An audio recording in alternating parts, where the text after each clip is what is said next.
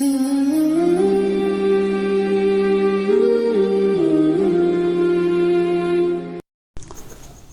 ایمان والو، ضرور بے ضرور آزمائے گا تم کو اللہ تبارک و تعالی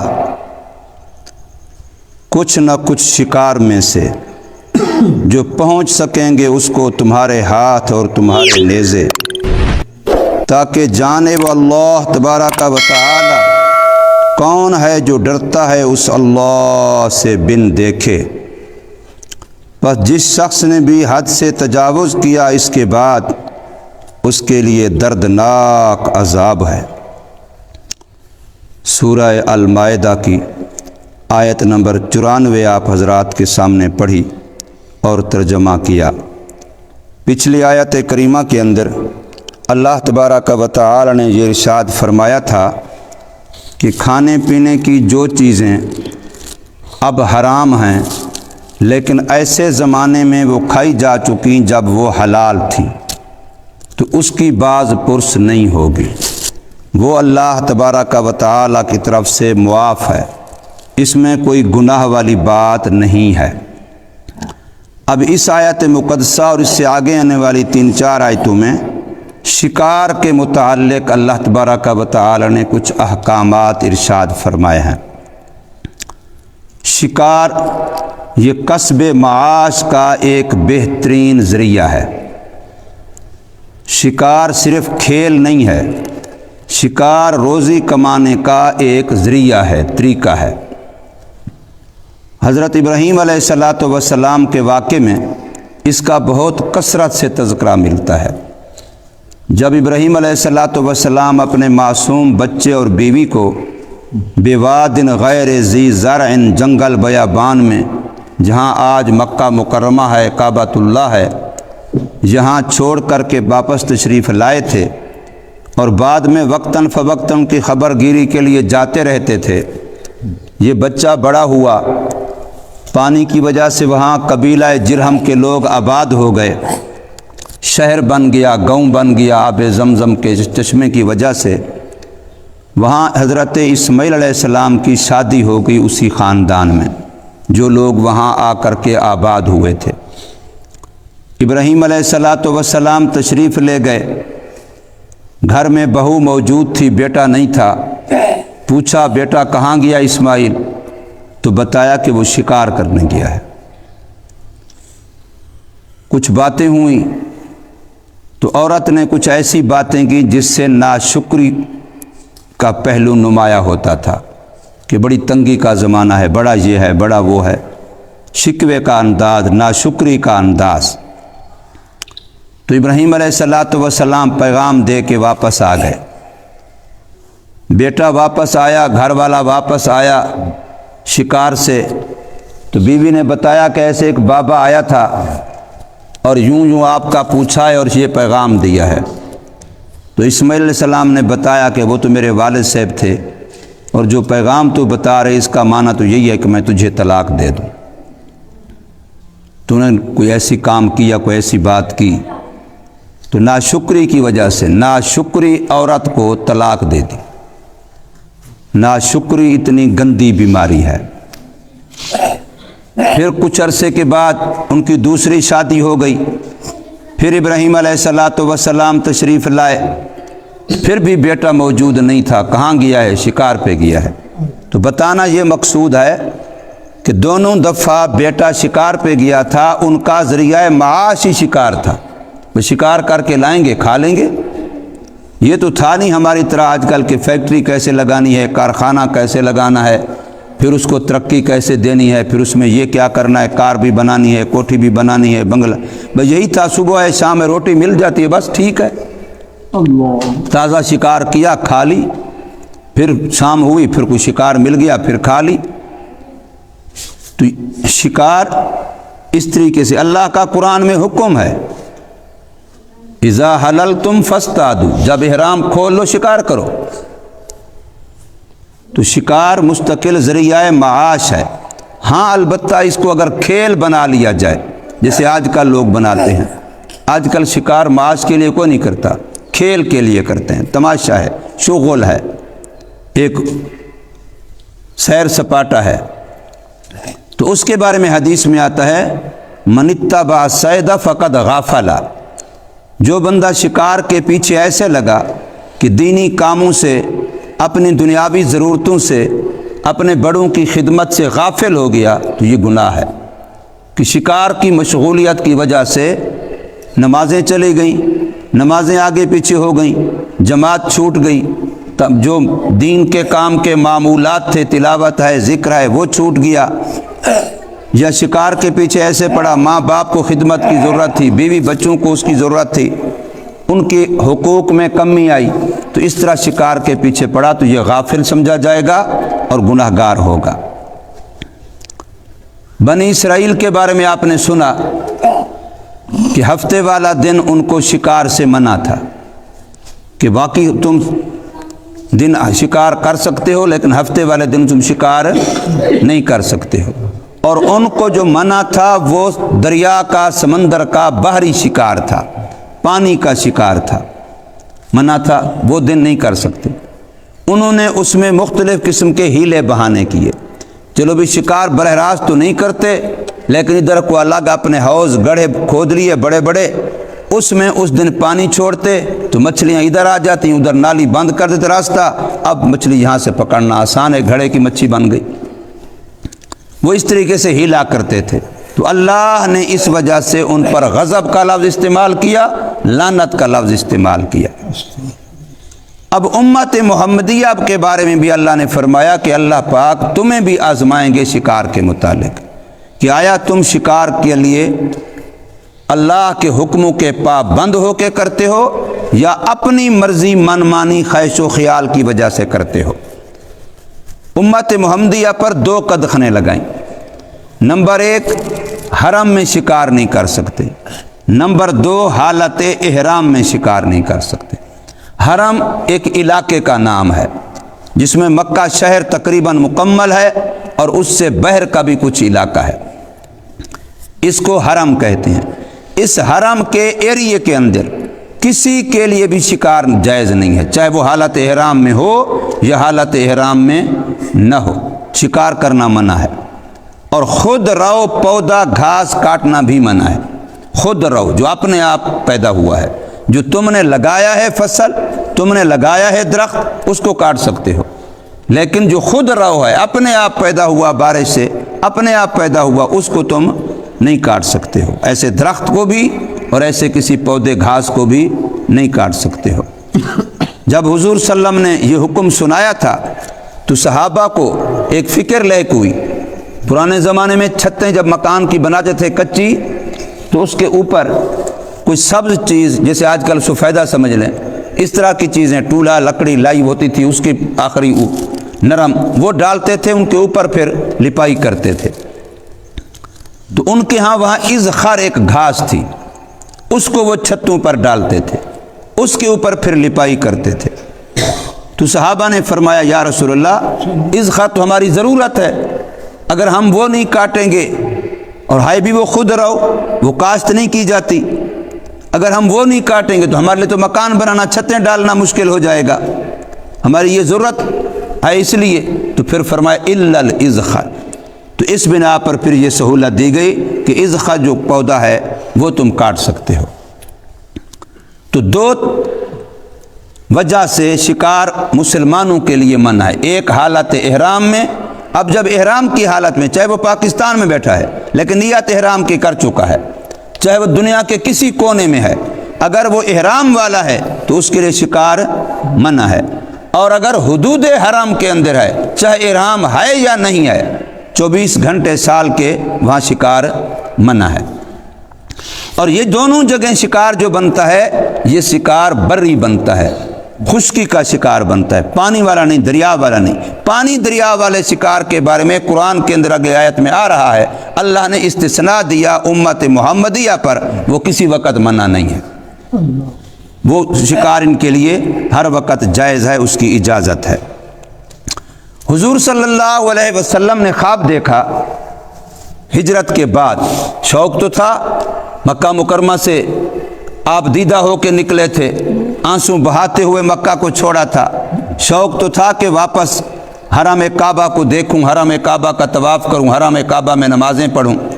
شوق تو تھا کہ حضور صلی اللہ علیہ وسلم نے خواب دیکھا، سن 6 ہجری ہے، کہ میں طواف کر رہا ہوں۔ تو نبی کا خواب وہی ہوتا ہے۔ آپ نے یہی سمجھا کہ اللہ تعالیٰ کی طرف سے ہمیں حکم ہے کہ ہم کعبۃ اللہ جائیں۔ تو آپ صلی اللہ علیہ وسلم نے اعلان فرمایا، صحابہ تیار ہو گئے۔ 1400 صحابہ کی تعداد حضور صلی اللہ علیہ وسلم عمرے کی نیت سے مدینہ منورہ سے روانہ ہو گئے مکہ مکرمہ کی طرف۔ اس وقت مدینہ طیبہ سے باہر تھا، اب تو مدینہ کے شہر کے اندر آ گیا مقام ذوالحلیفہ، جہاں سے احرام باندھتے ہیں۔ آج کل وہ مدینہ شہر کے اندر ہے، باقاعدہ وہاں مسجد بھی بنی ہوئی ہے، غسل خانے سارا انتظام ہے، لوگ وہاں سے احرام باندھتے ہیں آج کل بھی، لیکن اس وقت وہ مدینہ طیبہ سے باہر الگ تھا۔ احرام باندھ کے سارے چل پڑے، سب نے اپنے ساتھ سواری بنا جانور بھی لیے ہوئے تھے، بکریاں وغیرہ، کہ خدا نخواستہ اگر مکے والوں نے عمرہ نہ کرنے دیا تو پھر احرام کھولنے سے پہلے ہمیں دم دینا پڑے گا، اس کو دم احسار کہتے ہیں۔ تو اس احتیاط کی بنا پر جانور دم والے اپنے ساتھ تھے۔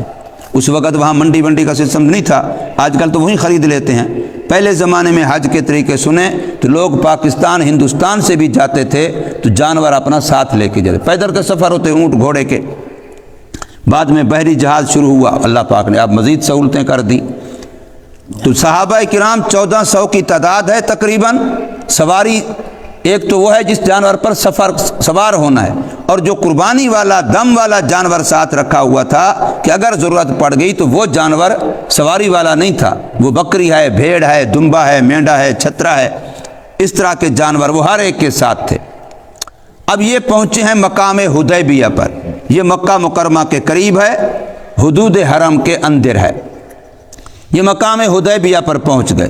اب وہاں سے انہوں نے آدمی بھیجے آگے کہ بھی ہم عمرہ کے لیے آ رہے ہیں، ہمارے پاس ہتھیار نہیں ہیں، احرام ہم نے باندھے ہوئے ہیں، مقصد ہمارا صرف زیارت حرم ہے، لڑائی نہیں ہے، مکے پر چڑھائی نہیں ہے، مکے کو فتح کرنا مقصد نہیں ہے، تو تم ہمیں اجازت دے دو۔ لیکن ان لوگوں نے اجازت نہیں دی۔ بڑا لمبا قصہ ہے، صلح حدیبیہ کا واقعہ یہاں پیش آیا ہے۔ تو اس موقع پر حضور صلی اللہ علیہ وسلم کہ صحابہ کرام نے کئی دن یہاں پڑاؤ کیا، مذاکرات ہوتے رہے ہیں، شاید عمرے کی اجازت مل جائے۔ پھر مذاکرات کے دوران بڑے اتار چڑھاؤ ہوئے ہیں۔ حضرت عثمان غنی رضی اللہ عنہ حضور کے قاصد بن کے مکہ مکرمہ گئے ہوئے تھے، ان کے بارے میں افواہ پھیل گئی کہ ان کو مکے والوں نے شہید کر دیا ہے۔ پھر حضور نے یہاں ایک درخت کے نیچے 1400 صحابہ سے بیعت لی کہ قصاص عثمان لیے بغیر ہم واپس نہیں جائیں گے، اب چاہے سارے شہید ہو جائیں لیکن حضرت عثمان کے خون کا بدلہ لیے بغیر واپس نہیں جائیں گے۔ تو یہاں حضور صلی اللہ علیہ وسلم نے تمام صحابہ سے بیعت لی، اس کو بیعت رضوان کہتے ہیں۔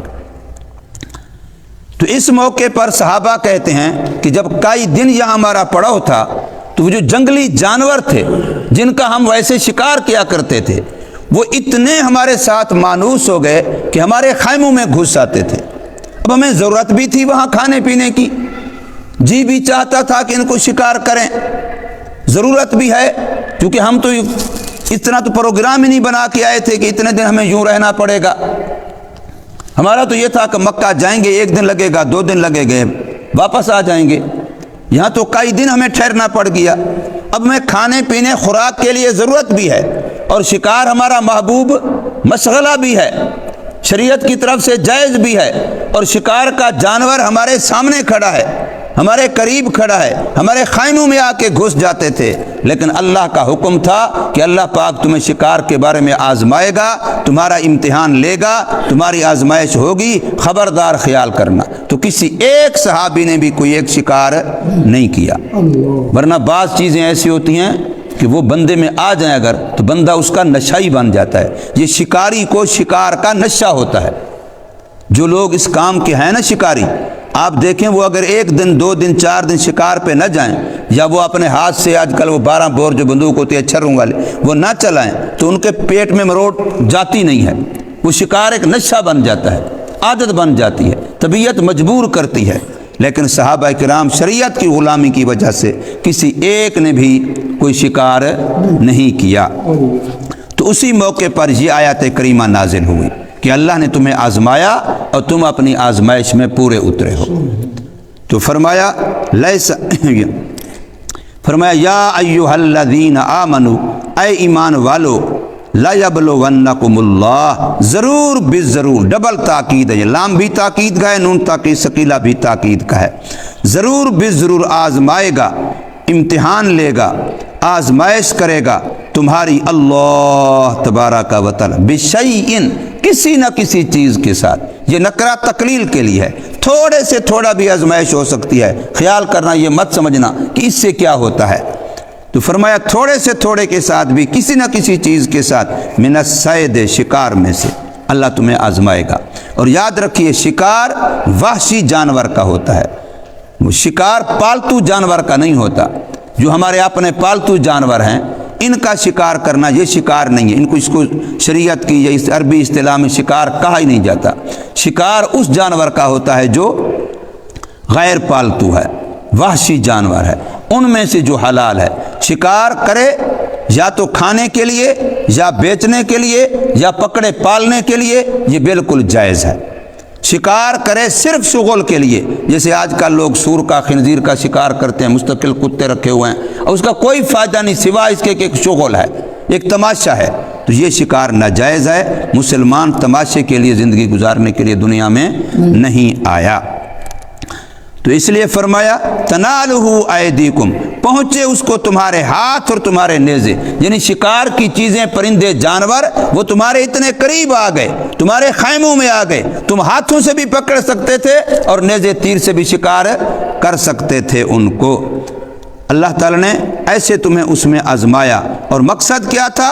لِيَعْلَمَ اللَّهُ، تاکہ اللہ تبارک و تعالیٰ جان لے، مَن يَخَافُهُ بِالْغَیب، بن دیکھے اللہ سے کون ڈرتا ہے۔ کہ کوئی بندہ نہیں دیکھ رہا، وہ جی اب تو میں کچھ کر لوں، کوئی نہیں دیکھ رہا۔ میں نے اگلے دن بچوں میں بھی یہ بات کہی ہے، ہم مسلمان اپنے منہ سے یہ جب کہتے ہیں کہ میں ایسی جگہ پر تھا مجھے کوئی بھی نہیں دیکھ رہا، تو یہ ہماری بات بنتی ہی نہیں ہے، اس لیے کہ ہمارا عقیدہ یہ ہے کہ ہمارا اللہ ہر وقت ہمارے ساتھ ہے اور ہمیں دیکھ رہا ہے۔ تو پھر یہ منہ سے کہنا کہ کوئی نہیں دیکھ رہا، تو اس کا مطلب ہے اللہ تعالیٰ نہیں دیکھ رہا۔ اللہ تو ہر وقت دیکھ رہا ہے۔ مسلمان کبھی اکیلا بھی نہیں ہوتا، مسلمان کبھی ایسا بھی نہیں ہوتا کہ کوئی دیکھ نہ رہا ہو۔ جہاں بھی آپ ہیں، کچھ بھی آپ کر رہے ہیں، یقین رکھیں کہ آپ کو دیکھنے والا دیکھ رہا ہے۔ اللہ کی ذات ہر وقت مسلمان کو دیکھ رہی ہے، یہ ہمارے عقیدے کا حصہ ہے۔ فَمَنِ اعْتَدَى بَعْدَ ذَلِكَ، فرمایا اس سارا کچھ سننے سمجھنے کے بعد جس بندے نے اب بھی حد سے تجاوز کیا، شکار کیا احرام کی حالت میں یا حرم کی حدود میں، تو فَلَهُ عَذَابٌ عَلِيمٌ، اس کے لیے دردناک عذاب ہوگا۔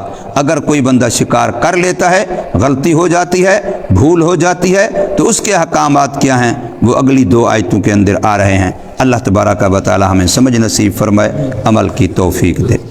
الحمدللہ رب العالمین والعاقبۃ للمتقین والصلاۃ والسلام علی اشرف الانبیاء والمرسلین۔ اللہم اصلح قلوبنا وازل عیوبنا وتولنا بالحسنى وزینا بالتقوی واجمع لنا خیر الآخرۃ والأولی۔ یا اللہ تیرے بندے ہیں، تیرے گھر میں بیٹھے ہیں، تیرے پاک کلام کی نسبت سے بیٹھے ہیں، دین کی باتیں سننے کرنے کے لیے بیٹھے ہیں، یا اللہ دین کو سمجھنے سمجھانے کے لیے بیٹھے ہیں۔ یا الہ العالمین، سب کا آنا، دین کی بات کرنا، سننا، مسجد میں بیٹھنا، نماز پڑھنا اور دعا کرنا، یہ سب اپنی پاک بارگاہ میں قبول فرما۔ یا اللہ اپنی رضا کا ذریعہ بنا، یا الہ العالمین گناہوں کی معافی کا ذریعہ بنا، اور یا اللہ ذخیرہ آخرت بنا، جنت الفردوس کا ذریعہ بنا۔ یا الہ العالمین، یا اللہ ہم تیرے ہیں، تیرے بن کے رہنا چاہتے ہیں، یا اللہ تو ہمیں اپنا بنا لیجئے۔ یا اللہ اپنی محبت عطا فرما دیجئے، یا اللہ اپنی ذات عالیہ کا خوف نصیب فرما دیجئے، ہمیں تقوی عطا فرما دیجئے۔ حضور نبی کریم صلی اللہ علیہ وسلم کی سنت مبارکہ، اسوہ حسنہ اور آپ کی سیرت طیبہ کی غلامی اور پیروی اتباع نصیب فرما دیجئے یا الہ العالمین۔